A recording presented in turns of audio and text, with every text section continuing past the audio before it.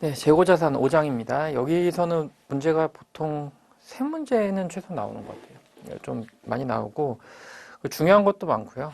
여기랑 뭐 재고자산이랑 유형자산 이 두 가지가 사실 자산 쪽에서는 제일 중요하거든요. 그래서 보시면 재고자산 평가라고 있어요. 앞에서 뭐 예를 들어서 설명드린 적이 있는데 뭐 저가법 있죠. 그래서 재고자산 금액이 올랐을 때는 반영하지 않는데 떨어지면 평가손실 반영해야 된다라고 하는 거고, 감모손실은 그런 거예요. 창고에 100개가 있어야 되는데 80개밖에 없어요. 뭐 그런 경우 사실 종종 있습니다. 그래서 얘는 수량이 없어진 거고, 얘는 단가가 떨어진 거 정도로 생각하시면 돼요. 그러니까 모든 재무제표에 인식되는 것은 금액으로 들어가잖아요. 근데 재고자산이랑 사실 매출도 마찬가지인데 수량과 단가 개념으로 좀 접근을 하시는 게 이해하시기 좋아요. 근데 저희가 수익 쪽은 잘 다루진 않아요. 시험 문제 잘 나오지 않기 때문에. 근데 재고자산 같은 경우는 어떻게 보면 매출원가로 인식이 되고, 그러면 그 금액을 산정할 때 수량의 변동과 단가의 변동, 그거를 좀 나눠서 생각하는 습관을 좀 들이시면 좀 이해가 좀 빠르실 것 같아요. 자, 그리고 원가 흐름의 과정 있습니다. 뭐 들어보신 분들 있겠지만 선입선출법, 후입선출법, 평균법 뭐 이런 애들이에요. 그래서 그 내용이 중요하고요. 뭐 이론형으로 거의 매번 한 문제씩 나오는 것 같아요. 여기는 거의 고정으로 한 문제씩 무조건 나오고요. 자, 3번은 재고자산 범위예요. 그래서 재고자산 지금 창고에 가서 샜는데 너네 외부에 있는 재고자산 너네 거 있어? 그래서 재고자산 정확한 금액 얼마야? 이런 문제도 종종 나오거든요. 그래서 3번에 한두 번 정도는 무조건 나온다라고 보면 되고, 재고자산 취득원가도 중요해요. 그래서 사실 취득원가 쪽은 유형자산 쪽이 좀 더 중요하긴 한데요. 재고자산도 취득원가가 종종 나오니까 보시면 되고, 5번은 실질재고조사법이랑 계속기록법이라고 하는 거예요. 그래서 계속기록법은 간단하게 말하면 물건 팔릴 때마다 기록하는 거고요. 실질재고조사법은 팔릴 때 기록 안 했다가 창고 가서 기말에 몇 개 남아있나 확인하고 추정하는 거거든요. 추정을 해요. 근데 이게 뭐 요거 자체로도 뭐 문제가 나올 수는 있는데요. 뭐 다른 거에 대한 기초적인 배경 지식 성격이 있어서 직접적인 문제 출제보다는 조금 중요합니다. 그 정도 보시면 되고, 뭐 1번, 2번이 사실 제일 중요해요. 여기서는 원가 흐름의 과정 그리고 평가 쪽은 무조건 한 문제 나온다라고 보시면 되고요. 자, 볼게요. 재고자산의 정의예요. 정의는 사실 판매 목적으로 가지고 있는 건 뭐든지 다 재고자산이라고 생각하시면 됩니다. 그래서 제가 뭐 주로 예를 들어드리는 게 GV70 차가 있어요. 근데 현대차 입장에서는 그거는 판매 목적으로 갖고 있겠죠. 물론 현대차가 재고자산으로 가지고 있다가 본인들이 사용하기 위해서 돌리는 순간, 그러니까 사용하기 위해 쓰는 순간 유형자산으로 바꾸면 돼요. 근데 현대차 입장에서는 그거는 판매 목적으로 들고 있기 때문에 재고자산이라고 생각하시면 되고, 만약에 다른 회사, 뭐 삼성전자가 GV70 차량을 매입했다. 그거를 팔려고 들고 있진 않잖아요. 유형자산 자체가 말씀드렸다시피 팔 수는 있어요. 근데 목적 자체가 사용 목적이기 때문에 감가상각을 하고요. 그리고 재고자산으로 분류하는 회사는 뭐 극히 드물다라고 하는 거죠. 그래서 어쨌든 같은 재화, 그 현실에 있는 그 재화를 보더라도 어떻게 보면 재고자산, 어떻게 보면 유형자산으로 구분할 수 있는데 그거는 뭐 목적이다. 목적을 기준으로 나눈다라고 보시면 돼요. 그래서 재고자산은 정상적인 영업 과정에서 판매하기 위해 보유하고 있거나 생산 과정에 투입하기 위해 있는 자산들, 뭐 그런 걸 얘기해요. 그래서 뭐 상품, 제품, 그리고 생산 과정에 있는 제공품, 반제품. 제공품은 뭐예요? 지금 공정 중에 있는 거. 그 애들을 제공품이라고 합니다. 그래서 재고실사 같은 데 가면요. 뭐 제공품이라고 금액이 많이 달려있는 데들이 있어요. 근데 사실상 그걸 세는 게 불가능합니다. 예전에 나갔던 회사 중에 그 군수업자인데 총기 만드는 회사가 있었어요. 그래서 총기 만드는 회사인데 총기는 그 대량 생산이 안 되고요. 부품 가지고 조립을 하세요. 그러니까 부품을 다 만들어서 그 테이블에 놓고 조립을 하시더라고요. 근데 그 제공품, 그러니까 아직 완성되지 않은, 총기가 완성되지 않았으니까 제공품인데 그 금액이 엄청 많이 달려 있었단 말이죠. 근데 가서 보면 사실 부품을 쫓아가기도 어렵고 사실 실사하는 입장에서 보면 사실 조금 어렵다라는 말씀을 좀 드립니다. 자, 그리고 원재료 과정에서 투입되는 원재료 소모품, 생산 및 서비스 제공 과정에서 투입되는 자산, 원재료 소모품 이렇게 있는데요. 근데 이렇게 나누는 것도 있지만 좀 간단하게 설명을 드리면, 자, 김밥 천국 예를 좀 들어 드릴게요. 자, 김이랑 단무지를 샀어요. 그러면 그거는 김밥을 만들기 위해서 가지고 있는 원재료죠. 그죠? 그리고 그 김하고 단무지를 주문을 받아서 이제 만들고 있습니다. 아직 완성되지는 않았지만 만들고 있는 상태, 그거를 제공품 정도로 생각하시면 되고요. 김밥이 완성됐습니다. 그거는 제품이라고 하면 되죠. 제품, 그리고 상품이 있어요. 상품은 내가 직접 만든 건 아니에요. 김밥 천국에서 콜라를 만들진 않죠. 근데 코카콜라에서는 콜라를 만들죠. 그래서 김밥 천국 입장에서는 콜라는 상품이죠. 받아서 그냥 파는 거. 뭐 1,000원에 사서 1,200원에 이렇게 파는 느낌. 그리고 김밥은 제품이죠. 그렇게 보시면 되고, 그리고 또 하나 여기 나오진 않았지만 주로 이제 실무하시다 보면 미착품이라는 개정 과목들이 떠요. 제고재단에서. 그러면 미착품은 뭐냐면 기본적으로 내가 매입을 했는데 지금 운송 중인 애들, 걔네들을 미착품이라고 하고요. 저희 시험에서는 뭐 선적지인도, 도착지인도 조건으로 좀 많이 나와요. 자주 나오는 주제거든요. 그래서 도착하지 않은 재고자산, 요거를 미착품이라고 한다라고 보시면 되고, 그 밑에 재고자산의 흐름이 있어요. 거기 보시면 이제 판매 가능 재고자산이라는 내용이 나오는데 좀 추가적으로 설명을 드릴게요. 자, 그러면 이렇게 보세요. 수량과 단가를 나눠서 생각을 한다라고 하면 일단 재고자산이고요.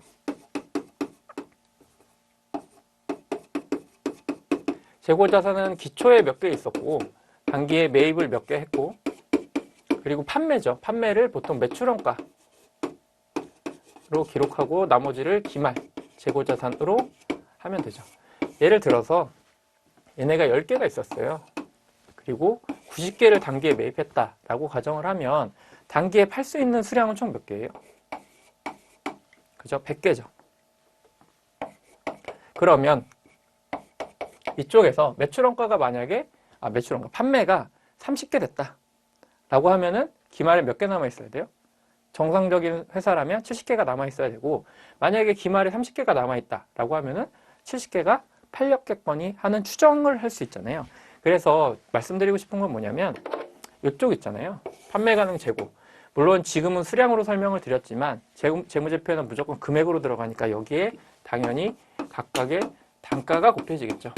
뭐 여기도 뭐 30개, 70개 단가가 곱해질 거예요. 그렇죠?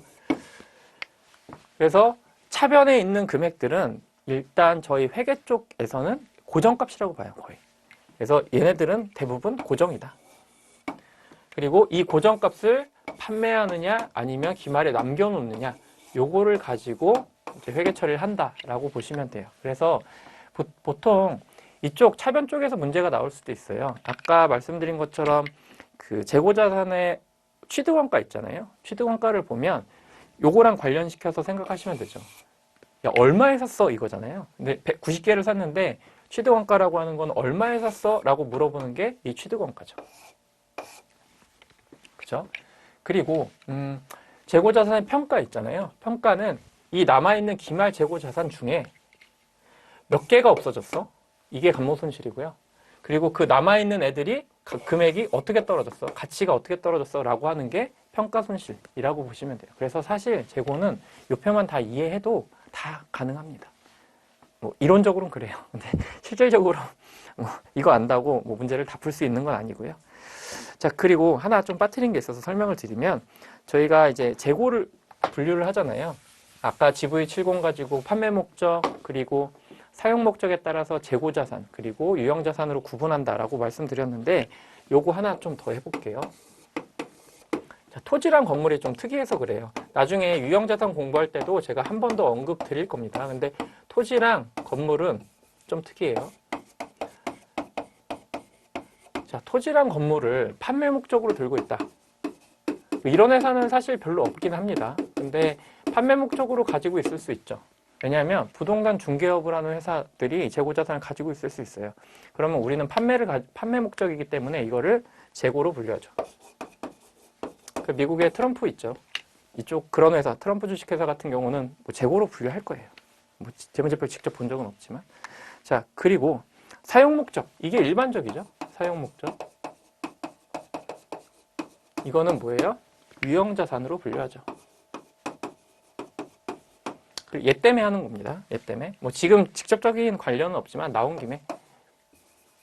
자, 시세 차익이나 임차 목적으로 들고 있는 애들이 있어요. 팔 건 아니고 시세 차익이나 임차 목적으로 들고 있는 애들을 보통 투자부동산이라고 합니다. 그렇죠? 요 토지 건물에 대해서 어떻게 나누는지, 아까 GV70 차량에 대해서 어떻게 나누는지에 대해서 한 번 더 이해를 하시고 넘어가셨으면 좋겠습니다.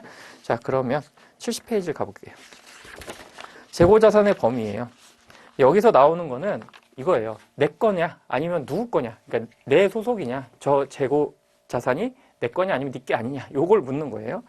그래서 제일 많이 나오는 거 첫 번째, 가로 1번에 미착품 자주 나오고요. 그리고 두 번째, 적성품 있잖아요. 적성품도 자주 나오는 주제입니다.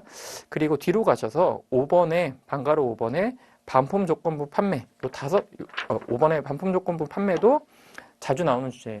그리고 나머지 것도 중간중간 나오긴 하는데요. 그 세 개가 좀 중점적으로 나온다라고 보시면 될 것 같아요. 자, 미착품을 보겠습니다. 미착품은요, 운송 중인 재고자산을 의미해요. 그러니까 재고자산이 일반적으로 내 창고에 있는 게 재고자산, 아니면 내 공장에 만들고 있는 걸 재고자산이라고 한다면, 미착품은 외부에서 사오는데요, 아직 도착하지 않은 재고자산이에요. 근데 일반적으로 재화라고 하는 건요, 뭐 유형자산이든 아니면 뭐 재고자산이든, 재화라고 하면요, 그 인도 시점에 그 소유권이 넘어가거든요. 자, 일반적으로 봤을 때 여러분이 택배 있잖아요. 택배를 받으면 그때 여러분께 되는 거죠. 물론 결제는 먼저 했지만 받았을 때 그때 여러분께 되는 거죠. 그죠? 그리고 재화 서비스 같은 경우는 뭐 이런 거 있잖아요. 보험을 1년 가입했어요. 그러면 그 1년 가입 기간에 적절하게 비율을 안분해서 비용으로 인식하겠지만, 근데 재화 같은 경우는 물건이 있으니까 딱 넘겨주면 그때 재화가 인도되죠. 인도 시점에 수익을 인식하고 그리고 매출원가를 인식합니다. 받은 사람은 그때 인식하면 돼요. 재고자산으로. 근데 자, 볼게요. 미착품은 좀 특이한데요. 모든 미착품이 다 그런 건 아니지만 예를 들어 볼게요. A가 한국에 있는 회사입니다. 그리고 B가 미국에 있는 회사예요. 무역을 하는데 지금 한국에서 주문을 해서요, 물건을 결제는 뭐 나중에 할 수도 있으니까 재화를 싣고 바다를 건너서 오고 있습니다. 이게 미착품이에요. 그러니까 내가 매입했는데 아직 도착하지 못한 거. A 회사 입장에서는 미착품이죠. 그리고 B 회사 입장에서는 지금 배송 중인 거고요. 그렇죠? 자, 그러면 이게 그냥 우리가 주문했을 때 하루나 이틀 만에 온다라고 하면 이게 중요하지 않죠. 근데 무역이라고 하는 거는 기간이 좀 길잖아요. 그리고 무역에 대해서 좀 복잡한 약정들이 굉장히 많이 들어가요. 그래서 이 미착품에 대해서 소유권을 어떻게 인식할 거냐라고 하는 거죠. 얘는 매입자, 얘는 판매. 그래서 여기서 나오는 것 중에 제일 대표적인 게 이게 나와요. 선적지 인도 조건.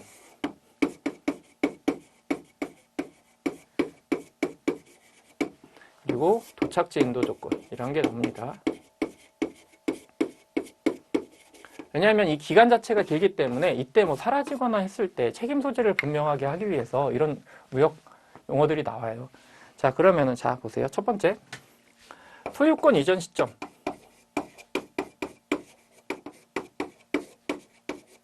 언제냐? 그러면 이걸 이해하기 위해서 선적지 인도라고 하는 거의 뜻을 알아야겠죠. 선적지라고 하는 건요, 배에서 출발하기 전에 배에 실었을 때 소유권이 이전된다라는 뜻이에요. 그러면 자, 선적지 인도 조건이라고 하면은 A 지금 여기 있는 거잖아요. 물건이. 그러면 지금 싣고 떠났죠.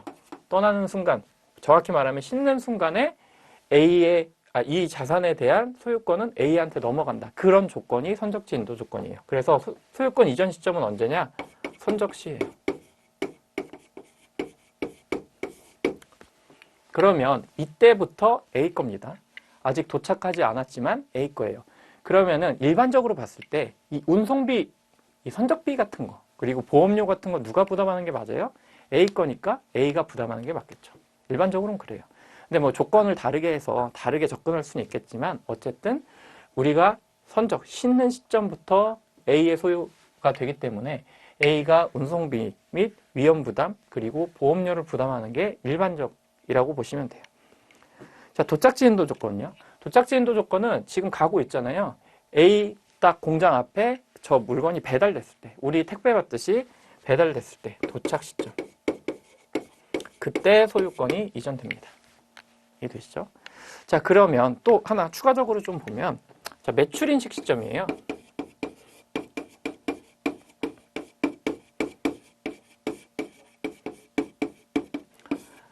자, 매출 인식 시점은 비회사 입장에서 뭐 지금 여기 재고자산과 직접적으로 관련이 있지는 않지만 재고자산 지문에 매출과 수익 인식 시점과 같이 나오는 경우가 좀 있거든요. 그래서 보시면 매출 인식 시점은 언제예요?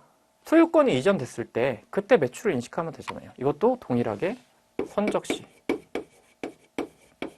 그리고 도착시 인식하시면 돼요. 그렇죠? 자, 그러면 운송 중의 소유권은 누구한테 있어요? 이 상태, 지금 선적지 인도 조건은 얘한테 있죠? 도착지 인도 조건이 아직 도착하지 않았으니까 아직 얘한테 있죠. 그거까지 보시면 되고, 아까 말씀드린 것처럼 택배는 뭐예요? 우리가 택배 주문해서 받을 때 재화가 인도되는 시점에 보통 일반적으로 수익 인식을 한다라고 말씀드렸잖아요. 그러니까 택배는 사실 엄밀하게 따지면, 엄밀하게 따지는 게 아니라 이렇게 봤을 때 도착지 인도 조건에 가깝죠. 왜? 인도가 돼야 되잖아요. 인도가 되려면 도착지에 가야 전달을 해줄 거 아니에요. 그렇게 생각하시면 될 것 같아요. 자, 밑작품 다시 오시면 밑작품은 운송 중인 재고를 의미하고요. 선적지 인도 조건과 도착지 인도 조건으로 구분을 합니다. 자, 선적지 인도 조건에서 매입자는 선적시, 그러니까 미국, 한국에서 배에 실었을 때 그때 재고자산을 인식하고요. 선적 이후 발생하는 금액, 매입 운임 등은 재고자산의 취득원가에 가산해요. 그죠? 그리고 판매자는요, 선적 시 매출과 매출원가를 인식합니다. 그죠? 그리고 매입자는 뭐예요? 선적 시 재고자산으로 인식하면 되겠죠. 근데 아직 실물은 오지 않은 상태. 그렇게 보시면 되고. 자, 도착지 인도 조건은요, 도착 시 재고자산으로 인식을 하고요. 판매자는 도착 전까지는 판매자의 재고예요. 그래서 만약에 해적만 났다. 그래서 없어졌어요. 그러면 판매자가 좀 손해를 보겠죠. 그래서 보험을 누가 가입해요? 판매자가 가입하겠죠. 그 경우엔. 그래서 선적 후 발생하는 비용을 판매자가 부담한다 라고 되어 있는데, 자, 미리 하나 또 말씀드릴게요. 자, 운송비에 대해서 좀 말씀을 드리려고 하는데요. 운송비가 발생해요. 운반비. 근데 매입자 입장에서 발생하는 운반비랑 판매자 입장에서 발생하는 운반비가 조금 다릅니다. 자, 매입자 입장에서 지금 재고자산이니까 매입 관련된 얘기를 할 거잖아요. 매입자 입장에서 운송비가 발생하면요, 얘는 재고자산 원가에 가산하면 돼요. 판매자는요? 판매자는 운송비가 발생한다 라고 하면은 판관비로 처리합니다. 왜요? 판매자가 운송비가 발생한다는 건 제품을 살 사람, 고객한테 내가 부담하는 거잖아요. 여러분 홈쇼핑 같은 거 하실 때 택배비 무료 이런 거 있잖아요. 그러면 우리가 부담을 안 하니까 판매자가 부담을 한단 말이죠. 근데 판매관리비라고 하는 거는 판매하거나 관리할 때, 회사를 관리할 때 드는 비용인데, 판매할 때 발생하는 비용이니까 당연히 운송비도 판매할 때 발생하죠. 그럼 당연히 판관비로 들어갑니다. 자, 요 내용도 좀 알고 계셨으면 좋겠어요. 왜냐면 운송비라고 하면 매입자 입장과 판매자 입장이 조금씩 달라요. 그렇게 확인을 하시면 되고요. 자, 적송품입니다. 적송품. 적송품은 요새 좀 설명하기가 좀 쉬운 게, 예전에는 좀 많이 이용을 안 하셔서 그런데 쿠팡 있죠? 자, 제가 그냥 일반 회사를 하나 언급할게요. 제가 나갔던 회사 중에 글라이드라는 회사가 있습니다. 그 밀키트 만드는 회사고요. 저는 가끔 거기서 갈비탕을 잘 시켜 먹는데, 근데 A라는 회사가 있어요. 한번 드셔보세요. 맛이 괜찮아요. 그래서 고객한테 보통 물건을 팔죠. 근데 요새는 직접 파는 경우 없잖아요. 만약에 그 회사가 유명해요. 그럼 그 회사 어플로 가서 직접 사면 되겠죠. 근데 제가 방금 말씀드린 회사는 그렇게 유명하진 않죠. 그렇죠? 그러면 보통 고객들은 어떻게 해요? 갈비탕을 먹고 싶다라고 하면은 쿠팡이나 네이버에 검색을 하죠. 그럼 거기서 가격 비교가 뜨고 그 중에 하나를 골라서 매입을 하면 되잖아요. 근데 자, 보세요. 쿠팡은 보통 다음날 보내준단 말이죠. 저녁에 배송을 해도 다음날 오전에 보내주는 경우도 있어요. 요새 그런 거 많으니까. 그러면 이런 거죠. 고객은 쿠팡한테 주문을 하고요. 일반적인 순서를 보면 쿠팡이 야 니네 주문 들어왔어? 그래요?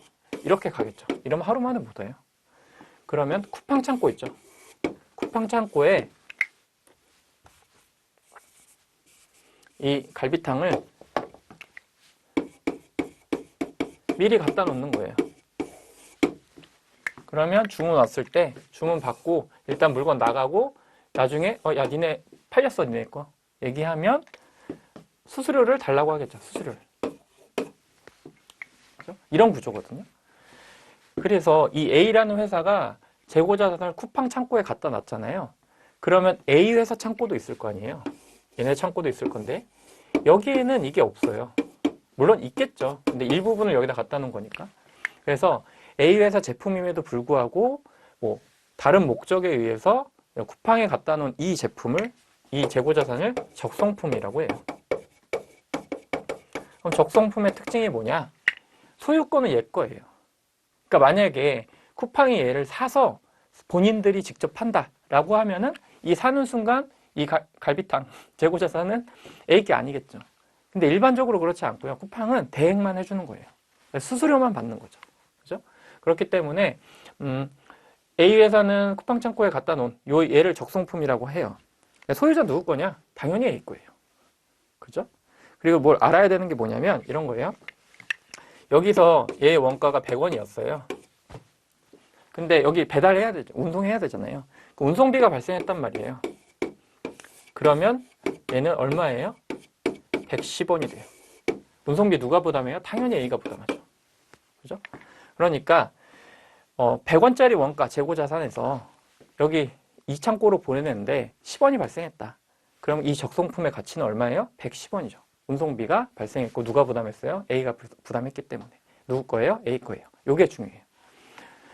예전에 이 갈비탕 세러 두 군데를 가요. 그러니까 얘네 창고에도 갈비탕이 있을 거 아니에요. 가요. 그리고 대전에 있는 쿠팡 창고 거기도 가요. 왜? 저희가 쿠팡 감사를 하진 않아요. 근데 이 회사 감사를 하는데 우리 건데 쿠팡에 나가 있으니까 그걸 봐야 될 거 아니에요. 가면은 엄청 잘 돼 있어요. 뭐 거기 냉장 보관, 냉동 보관 되어 있는데 엄청 잘 돼 있더라고요. 엄청 크고 깔끔하게. 아무튼 그렇습니다. 그래서 적성품에 대한 것, 미착품에 대한 것도 두 개가 잘 나와요. 두 가지를 알고 계셔야 됩니다. 자, 책으로 좀 정리를 해보면, 자, 적성품은 위탁자 있죠? 위탁자는 맡긴 사람이에요. 물건을. 내 거를 맡긴 사람. 위탁했다. 그래서 A, 거기다 A라고 써주시고요. 그리고 수탁자는 물건을 가지고 있는 사람, 쿠팡을 얘기해요. 에게 판매를 위탁한 재고 자산을 의미한다. 얘를 적성품이라고 한다라고 말씀드렸죠. 수탁자가 쿠팡이 제3자에게 고객에게 판매하기 전까지는 위탁자의 재고 자산에 포함된다. 이게 핵심이에요. 요거 재고 자산 쪽에서는 이게 핵심이고 수익 쪽에서는 뭐예요? 얘가 얘한테 판매하는 순간 그때 재고 자산을 떨고 매출을 인식하죠. 누가? 얘가요. 쿠팡의 수익은 뭐예요?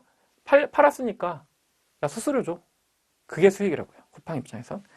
자, 그래서 다시 보면 위탁자가 수탁자에게 판매를 위탁하는 과정에서 발생한 운송비 요거요. 요거는 재고자산 원가에 가산한다. 그죠? 그 금액을 판매가 됐다. 만약에 판매하는데 발생한 비용이 여기서 운송비가 발생했어요. 이건 뭐로 가요? 판관비로 가겠죠. 판매하는데 발생했으니까. 근데 뭐예요? 그냥 창고 옮기는데 추가 비용이 발생한 거잖아요. 그러니까 원가에 재고자산 원가에 가산한다 정도로 생각하시면 될 것 같아요. 자, 밑에 3번이요. 재구매 조건이요. 재구매 조건은 뭐냐면 뭐 그런 경우 사실 못 봤었어요. 재구매 조건 실제로 거의 못 봤습니다. 근데 이런 거예요. 자, A가 있어요. A가 B한테 재고를 넘겼어요. 그리고 돈을 받았어요. 정상적인 거래죠. 근데 여기에 뭐가 있냐면 재구매 조건. 다시 A가 B한테 재구매한다는 약정을 넣는 거예요. 그럼 뭐예요? 다시 사갈 거 아니에요. 그럼 이거는 실질을 봤을 때, 경제적 실질을 봤을 때 실제로 팔고 다시 사는 게 아니고요. 얘를 맡기고 돈을 빌린 거예요. 우리가 그 매출 채권 관련해서 팩토링에서 그 재고 요건이 충족되지 않으면 차입금으로 인식하고 이자 비용 인식하고 하는 거 기억나시죠? 그것과 같은 형태라고 보시면 돼요. 야, 니네 실질적으로 판 거 아니잖아. 그냥 그거 물건 담보 맡기고 매출 채권 담보 맡기고 다시 그냥 돈 빌린 거잖아 라는 생각이에요. 그래서 거기 보시면 재구매 조건부 판매는요, 금융거래로 본다. 금전대차 거래라고 하는 게 돈을 주고받는다, 차입하고 뭐 갚는다, 이런 뜻이거든요. 그래서 판매자의 재고자산에 포함된다.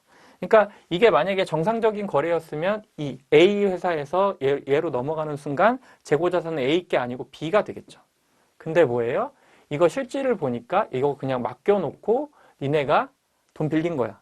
그때 매출채권도 제거 안 했죠. 얘도 재고자산도 누구 거예요? A 거죠. 그런 뜻이에요. 자, 저당상품. 저당상품도 지금 방금 말씀드린 거랑 비슷해요. 저당상품은 금융기관 등의 차입을 위해서 맡겨놓고요. 담보를 제공하고 담보를 제공한 재고자산을 의미하고요. 담보 제공자의 재고자산이 포함된다. 이거랑 똑같은 거래죠. 사실. 3번 재구매 조건과 4번 보는 관점이 같아요. 그래서 둘 다 판매하지 않았다라는 내용이 중요하고요. 반품조건부 판매가 굉장히 많이 나와요. 이론적으로 많이 나오는데 반품조건부 판매는요, 이런 거예요. 반품률을 추정 가능한지 여부에 따라서 회계 처리가 완전 달라져요. 그러니까 뭐 확실한 게 좋지만 경제적 실질을 봤을 때 확실하게 거래되지 않는 경우도 있을 수 있잖아요. 그래서 어떤 경우냐? 자, 뭐 이런 거예요. A가 B한테 물건을 팔았어요. 뭐 그런 거 있잖아요. 안마의자 같은 거. 반품 조건 달아놓고 파는 거. 사실 그 밑에 나오는 시용 판매랑 좀 비슷하거든요. 시용 판매는 뭐냐면 미리 보시면 시용 판매 이런 거예요. 써보세요. 그리고 사겠다고 의사표시 할 때까지는 그냥 두고 사겠다고 의사표시를 했을 때 그때 매출을 인식하는 거예요. 그게 시용 판매예요. 반품 조건 판매도 뭐 홈쇼핑에 나오잖아요. 아, 써보시고 마음에 안 들면 언제든 반품하세요. 그러면은 언제 인식해야 돼요? 사실상. 나 반품 안 할게요 라고 인식하는 순간, 말하는 순간 그때 수익을 인식하면 되잖아요. 네, 그것과 비슷한데 좀 달라요. 자, 반품 조건부 판매는 반품 조건부 판매 시점에 반품률을 추정 가능한지 여부에 따라 달라진다 라고 하는 거고, 반품률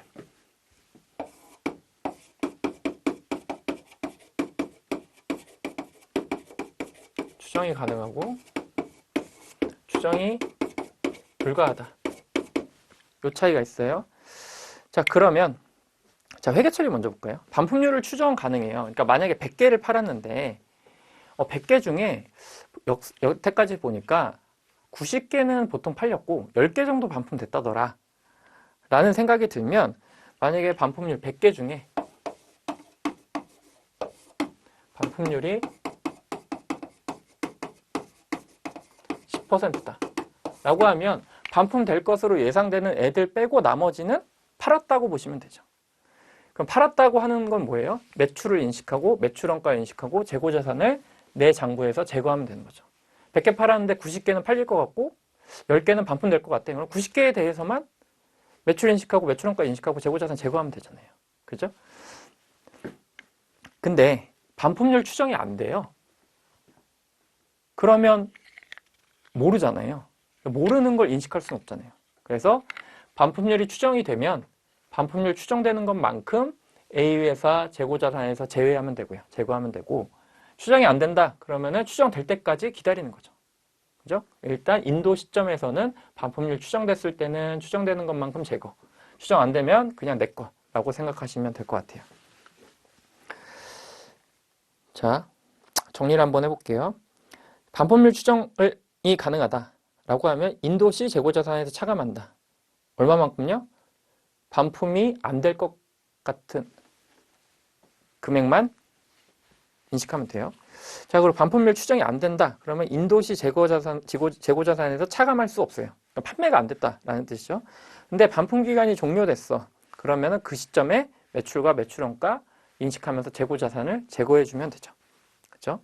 할부 판매요. 할부 판매는 지금 여태까지 우리가 언급하고 있는 내용들과 조금 다른 게요. 얘는 인도 시점에 제품이 제대로 넘어갔어요. 근데 돈을 나중에 갚겠다라고 하니까 매출 금액 있잖아요. 돈을 나중에 갚는다. 1년 이상 기간에 의해서 갚으면 그 금액을 현재 가치로 계산을 해서 매출과 매출 채권을 계산하죠. 장기 매출 채권 공부하셨잖아요.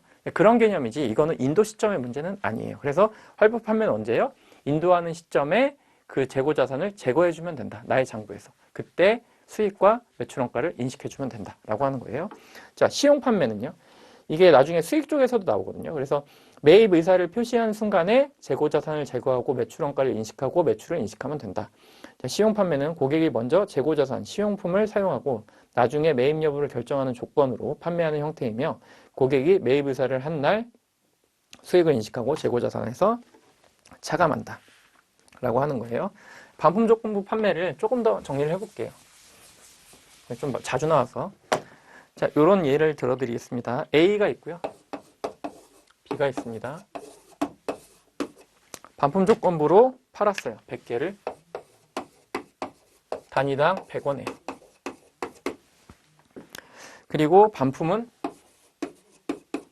10일 동안 반품 가능 하다고 가정해 볼게요. 자, 그리고 현금은 이때 100개에 대해서 단위당 120의 현금을 받았다 이미. 그렇게 가정해 보겠습니다. 그래서 반품률을 추정 가능하다.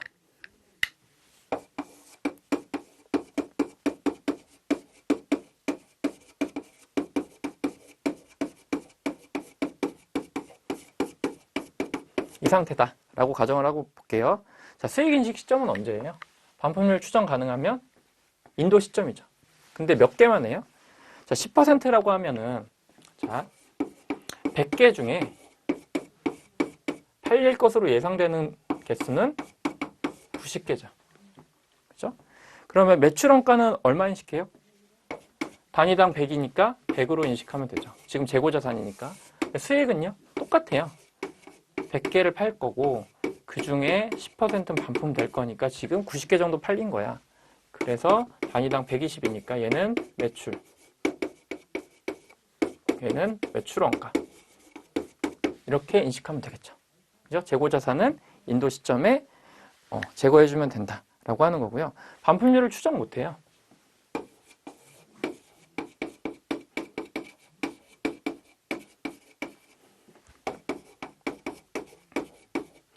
이건 어때요? 인도 시점에 인식하는 게 아니고요.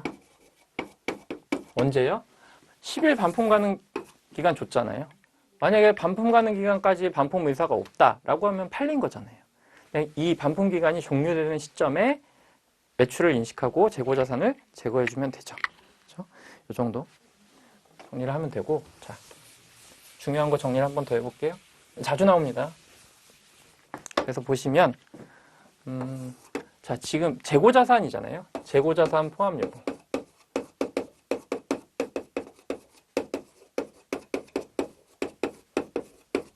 첫 번째, 미착품이에요. 미착품이고 재고니까 매입자 입장이죠. 두 가지로 나눈다라고 말씀드렸어요. 자, 선적지 인도 조건이고요. 도착지 인도 조건이에요. 선적지 인도 조건에서는 지금 운송 중인 거잖아요. 미착품이란 뜻이. 그렇기 때문에 재고자산에 포함하죠. 도착지는요, 아직 도착하지 않았으니까 내 재고자산에 포함하지 않죠. 자, 그리고 두 번째, 적성품이에요. 그리고 우리는 위탁자 입장이죠. 그러면 그 누구 재고예요? 위탁자 재고니까 재고자산에 포함하죠. 자, 세 번째, 반품 조건부 판매예요.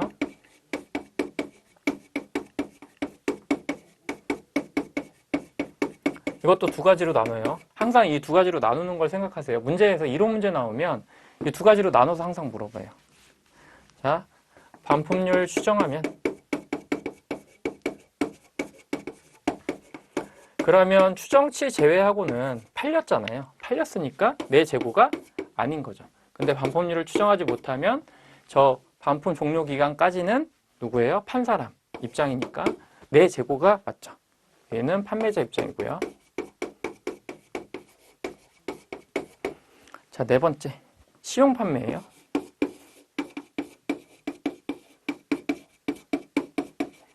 사실 비슷하죠. 판매자 입장에서 보면